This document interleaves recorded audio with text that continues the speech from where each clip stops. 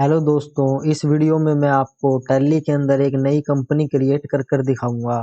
और company create करने के बाद उसकी जीएसटी डिटेल्स को कैसे डालना है आपको मैं वो डिटेल्स भी डालकर दिखाऊंगा। और साथ ही साथ कंपनी क्रिएट करने के बाद एंट्री करने से पहले कौन कौन सी इम्पोर्टेंट सेटिंग्स होती है जो हमें करनी जरूरी होती है, मैं आपको वो सेटिंग्स भी कर दिखाऊंगा। तो चलो दोस्तों, शुरू करते हैं वीडियो। तो सबसे पहले दोस्तों हम क्रिएट कंपनी पर क्लिक करेंगे। दोस्तों ये ऊपर एक ऑप्शन आ रहा है कि डी ड्राइव में एक फोल्डर है जीएसटी टैली डाटा करके, उसके अंदर अब मैं जो भी कंपनी बनाऊंगा इसका डाटा वहां रखा जाएगा। तो दोस्तों मैं आपको भी यही सलाह दूंगा, डी या ई ड्राइव के अंदर ही कंपनी को क्रिएट करें। क्योंकि दोस्तों मान लेते हैं हम कभी फ्यूचर के अंदर हमारी विंडो उड़ जाती है पीसी या लैपटॉप की, तो सी ड्राइव का डाटा रिकवर नहीं होता है।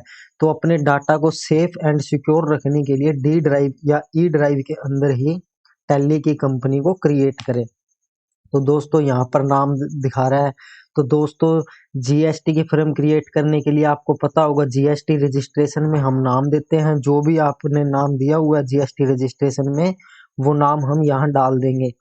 जैसे दोस्तों मैं डाल रहा हूँ गौरव ट्रेडर्स आपको बताने के लिए।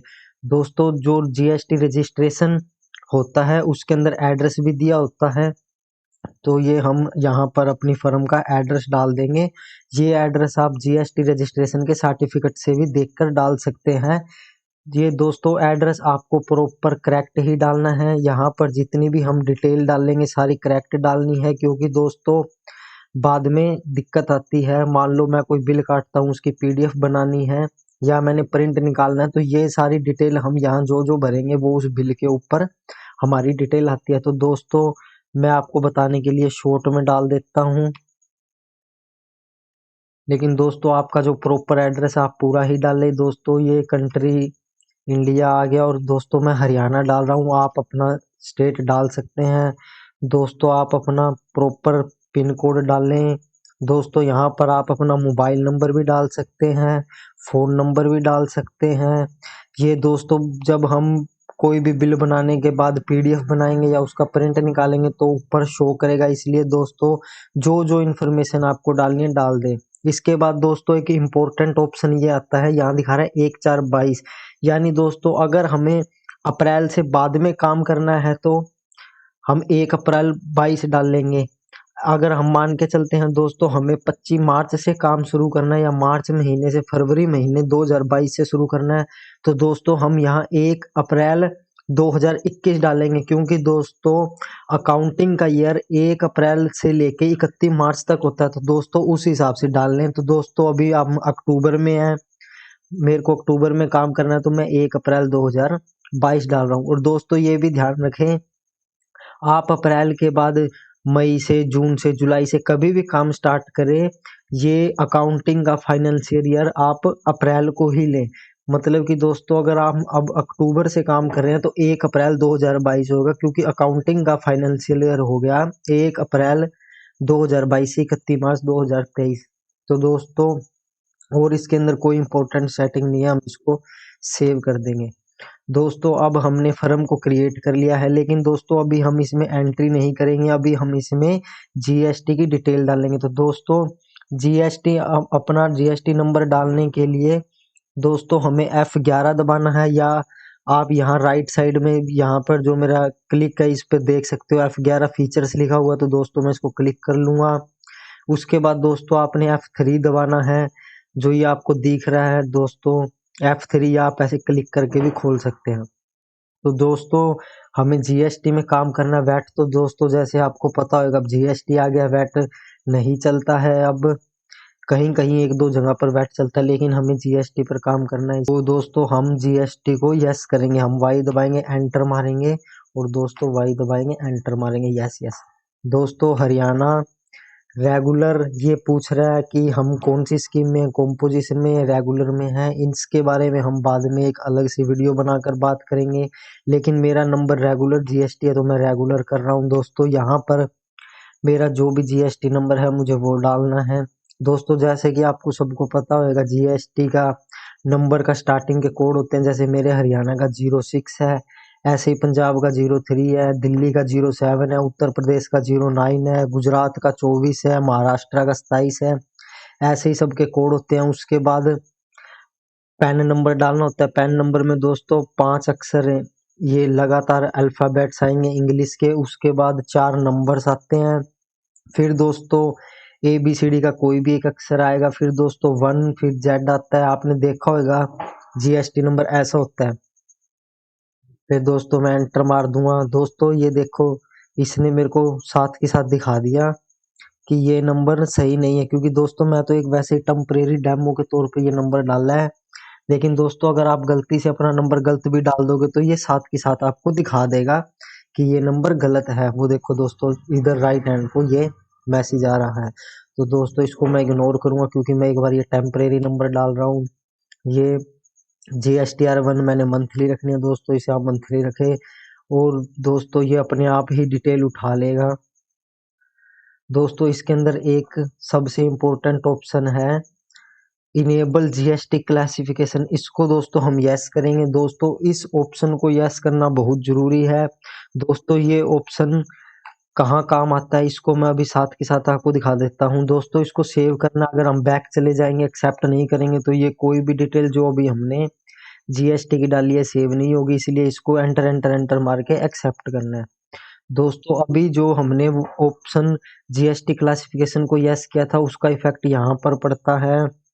जैसे दोस्तों हमने लेजर बनानी है, क्रिएट करना है। ये देखो दोस्तों ये नीचे ऑप्शन आ गया। मैं आपको नीचे नीचे आके दिखा रहा हूँ। एक मिनट दोस्तों, मैं वैसे ही एक बार आपको डेमो के तौर पर दिखा रहा हूँ। ये देखो दोस्तों ये वाला ऑप्शन। दोस्तों अगर हम वहां पर GST क्लासिफिकेशन को यस नहीं करते तो ये हम हमारी सेल करने वाली पार्टियां बनाते, पर्चे जिनसे माल खरीदते, हम डेटर क्रेडिटर की लिस्ट बनाते, खाते बनाते, तो ये GST वाला ऑप्शन नहीं आता और ना ही ये डिटेल्स वाला ऑप्शन आता है। इसलिए उस ऑप्शन को ऑन करना जरूरी है। इसलिए दोस्तों मैंने आपको स्टार्टिंग में कहा था हम कुछ इंपॉर्टेंट सेटिंग्स को देखेंगे। एक वो होगी दोस्तों। अब इसके बाद सबसे बड़ी बात देखो दोस्तों, हम एंट्री करने से पहले एक और सेटिंग करेंगे। पहले मैं आपको एंट्री में जाके दिखा रहा हूँ। दोस्तों मान लो मेरे को सेल की एंट्री करनी है या मेरे को परचेज की एंट्री करनी है। दोस्तों आप देख रहे होंगे कि है ना, यहाँ पर ऊपर परचेज के सामने और सेल के सामने नंबर 1 2 3 4 ऐसे अपने आप उठाता रहेगा। और सप्लायर इनवॉइस नंबर में हमें इनवॉइस नंबर का ऑप्शन आ रहा है, लेकिन ये ठीक तरीका नहीं है काम करने का। हम जिस हिसाब से काम करते हैं और सभी जिस हिसाब से करते हैं उसका ठीक तरीका ये है कि वोचर टाइप में हम जाएंगे। इनको वोचर्स बोलते हैं, सेल परचेज पेमेंट रिसिप्ट को। और हम आल्टर में जाएंगे, यहाँ पर हम सेल के वोचर को खोल लेंगे। सेल के वोचर को खोलने के साथ साथ सबसे पहला काम तो हमें ये करना है, हमें नंबरिंग को मैनुअल करना है, ताकि हम जो टाइप करें वो नंबर आए, ये अपने आप ना उठाता रहे। क्योंकि दोस्तों क्या होता है कि मान लो सेल के अंदर सेल चली जा रही है, कोई सेल के बिल पे हमें बीच में समस्या आ गई, मान लो हमने 100 तक बिल कर लिया, 101 बिल में समस्या है, तो हम 102 बिल को एंटर नहीं कर पाएंगे। इसलिए हम इसको मैनुअल कर लेंगे, डुप्लीकेट को यस कर लेंगे। ये दोस्तों यस करना जरूरी है। ये इसलिए जरूरी है क्योंकि दोस्तों गलती से हम सेम बिल दोबारा एंटर करेंगे तो ये टैली हमारी पकड़ कर लेगी कि ये बिल आप एंटर कर चुके हैं, इसको चेक करें, ये बिल नंबर हमारे पास ऑलरेडी चढ़ा हुआ है। अगर हम प्रिवेंट डुप्लीकेट्स को ऑन नहीं करेंगे तो हो सकता है हम एक ही बिल को 2 बार भी चढ़ा दे। तो इसलिए दोस्तों एंट्री करने से पहले सेल और परचेज में जाए, नंबरिंग के मेथड को मैनुअल कर दे, ताकि हम जो अपने मैनुअल टाइप करें नंबर वो नंबर उठा ले, और डुप्लीकेट्स को ऑन कर दे ताकि कोई भी एंट्री 2 बार 3 बार गलती से ना हो। तो दोस्तों मैंने सेल में कर लिया है और अब मैं परचेज में भी कर रहा हूँ सेम यही। दोस्तों इसको मैनुअल कर दूंगा, इसको यस कर दूंगा और इसको मैं सेव कर लूंगा। और दोस्तों ये देखो दोस्तों, अब यहाँ पर परचेज पर भी मैं मैनुअल कोई नंबर डाल सकता हूँ और मैं सेल के अंदर भी कोई भी मैनुअल नंबर डाल सकता हूँ। दोस्तों अगर यहाँ पर ये ऑटोमेटिक नंबर उठाता और यहाँ रेफरेंस नंबर में मैं नंबर डालता तो इसके अंदर एक दिक्कत आती है। किसी पार्टी के लेजर में जाएंगे, लेजर में जाके जो हम स्टेटमेंट बनाएंगे ना, वहां पर ये वोचर नंबर शो करेगा, वहां बिल नंबर शो नहीं करेगा। तो स्टेटमेंट हमें किसी पार्टी को देनी हो या पार्टी के स्टेटमेंट का प्रिंट निकालना हो, वहां पर ये हमें बहुत दिक्कत देता है। तो दोस्तों आप समझ गए, पहले हमने कंपनी क्रिएट करी, जीएसटी की डिटेल डाली, जीएसटी की डिटेल में हमने जीएसटी क्लासिफिकेशन को ऑन किया ताकि हम अपने खाते बनाए आगे सेंडर क्रेडिटर डेटर्स लेन देन के, उसमें जीएसटी का नंबर वाले ऑप्शंस ऑन हो जाए। और हमने सेल परचेज को नंबरिंग मैनुअल करके डुप्लीकेट्स को यस कर लिया। इसी तरह दोस्तों आपको पेमेंट और रिसिप्ट को भी मैनुअल नंबर डालने हैं, तो आप वो भी कर सकते हैं। मैं तो पेमेंट और रिसिप्ट को भी मैनुअल रखता हूँ और डुप्लीकेट्स भी यस करके रखता हूँ। तो आप पेमेंट्स एंड रिसिप्ट को भी कर सकते हैं, वो भी सेम दोस्तों वैसे ही होगा। वोचर में जाना है, हमने अल्टर में जाना है, हमें जी जो भी पेमेंट्स रिसिप्ट्स सेल परचेज तो दोस्तों करनी करनी है।